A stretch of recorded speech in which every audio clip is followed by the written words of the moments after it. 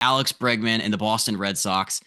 3-year deal, $120 million contract. It's a weird dynamic there with Rafael Devers.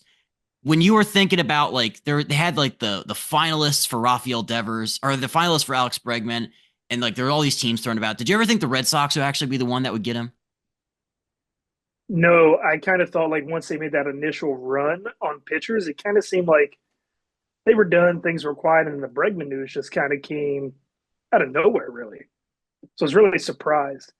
And I think we're starting in a good place here. We can't really talk about this without first bringing up the contract itself. Like, who thought it was a good idea to sign Alex Bregman for 40 mil a year? Who would It have does. thunk it? It doesn't. He doesn't have an obvious fit in Boston's infield, which is the confusing part, which we'll talk about more in a second. But the contract, yeah, like I think it's 20 million that's deferred every year. So these like 3-year deals for like tons of AAV are very in vogue right now. Um, yeah, I don't know what I'm sure he was looking for longer years, more drawn out, but 3 and then 40 per. That's not too bad. No, I mean, he had, I'd say, a decent year last year. I don't think he's ever going to reach the pinnacle of, the trash can banging years in Houston. And, he's one of those guys. I mean, you kind of saw what happened to Springer once he went to Toronto. It's like these guys have, Altuve was really the only guy who didn't fall off drastically there in Houston. So I think Bregman's one of those guys whose best years are probably behind him.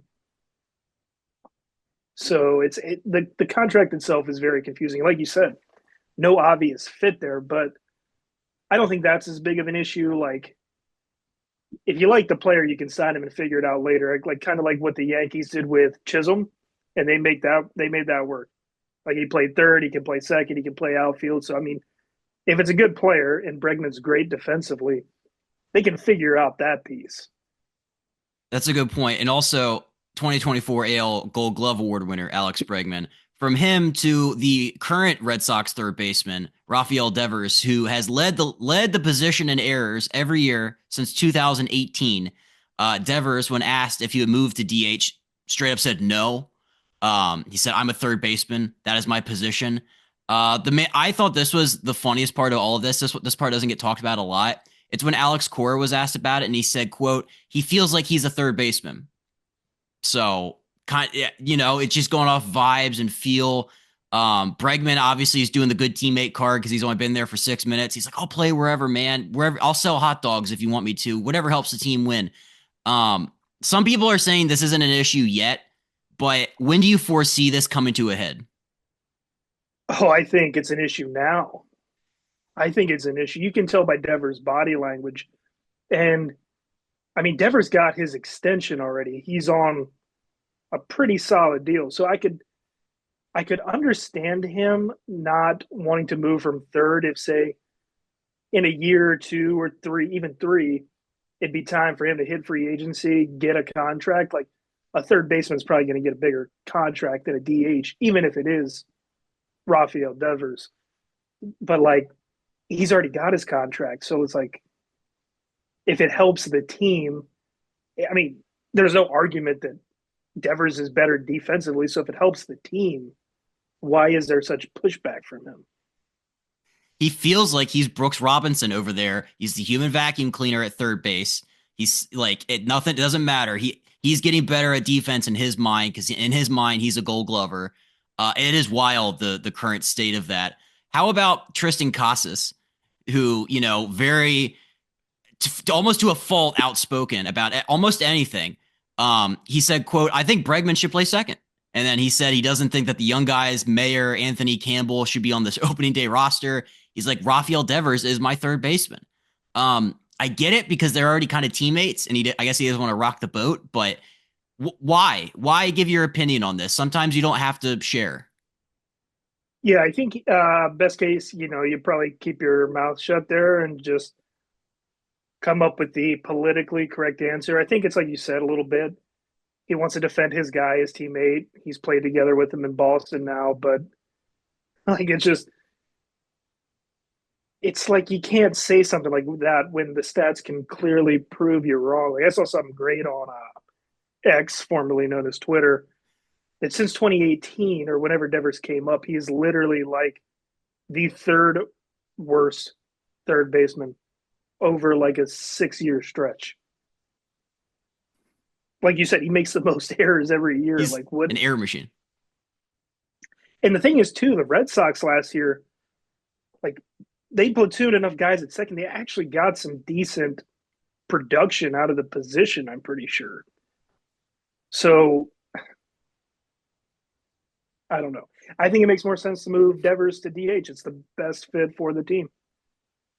Why is it so like why does he like kicking and screaming so against this? I get it, like third base. I always thought like if guys are gonna have a lot of pride in their position, it would be like shortstops because like I'm a shortstop. It's captain of the infield. Like he knows. Does he not know he's bad defensively at third base? Do we go back to the same thing we were just talking about, where like in his mind he's good at it? Like what is not adding up here? I don't know if maybe it's like you don't know all the like psychological factors that go into this. Like, does Devers feel like challenged by them bringing in Bregman on such a big deal? Like, Bregman's getting paid more per year than Devers is. Is Devers like, pissed about that?